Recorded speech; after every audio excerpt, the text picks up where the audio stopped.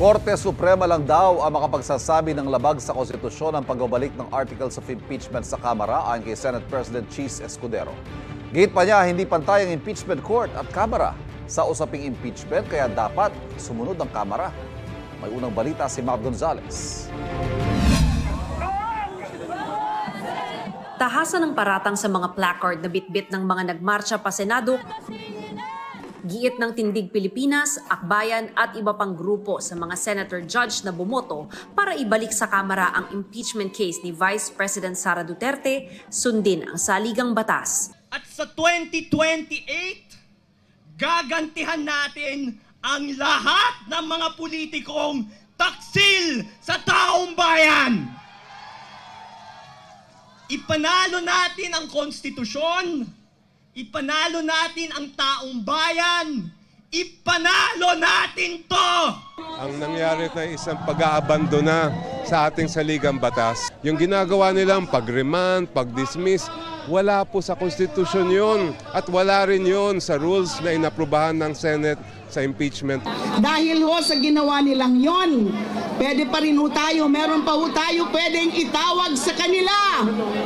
Mga sobrang kapal ng mukha. Pinuna rin ni Father Flavie Villanueva ang pasya ng mga senador sa prayer service sa Batasang Pambansa. Ang mga taong humusga, 18 senador, ang mga hudas na mukhang alagad, ngunit ang kanilang mga kilos ay balasubas. Hindi rin naitago ng ilang senador ang kanilang pagkadismaya nang aprubahan ang mosyong ibalik sa Kamara ang Articles of Impeachment sa botong 18-5.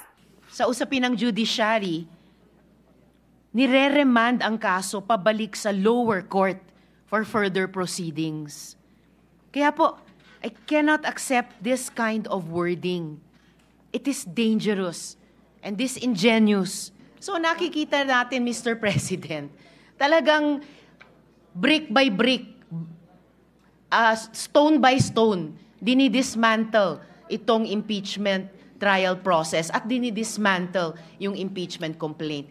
It's addressable by an advisory. Hindi ko nakikita bakit dinadala kami sa dismissal, remand, return, whatever is the term, Mr. President.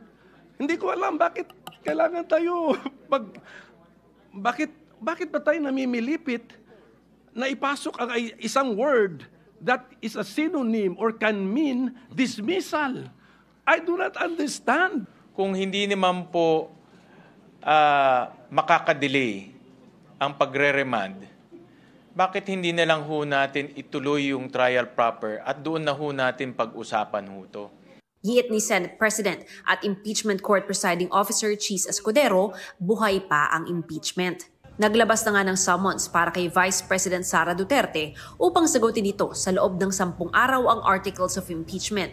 Ipapatawag din ng bise para humarap sa impeachment court sa petsa at oras na itatakda ng presiding officer.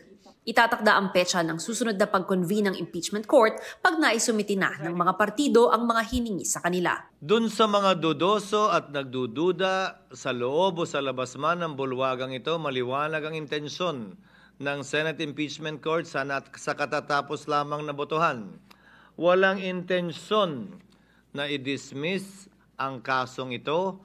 Ang intensyon ay mabigyan ng pagkakataon ang mga prosecutors na sumagot sa ilang tinuturing mga katanungan nang hindi inaaksaya ang panahon ng korte. May tugon si Senate President Cheese Escudero sa mga pumunang tila ginagawa ng ilang senador ang mga bagay na dapat ay ginagawa ng defense team ni Vice President Duterte. Wala ngang pagbabawal sa rules ang hindi pwedeng gawin yun. Gusto nyo bang gapusin ko ang kamay, itali ko ang kamay, nang pili ilan o lahat ng members ng impeachment court? At sabihin, ito lamang ang pwede niyong sabihin. Ani Escudero, walang magagawa ang Kamara kundi sumunod sa utos ng impeachment court. Hindi ito House at Senate kung saan co-equal ang mga ahensyang yan. Sa parte ng impeachment, korte ang Senado, prosecutor ang Kamara. Wala sa lugar para sa akin ang Kamara na hindi sumunod sa ipinag-uutos ng impeachment court. Bagaman sa Hulyo pa ang pagbubukas ng 20th Congress, iginiit ni Escudero na hindi dinedelay ang paglilitis sa impeachment complaint na ayon sa kanyang order ay hindi pa dismissed o terminated. Itong paghingi namin ng impormasyon, dagdag na trabaho siguro sa prosecution.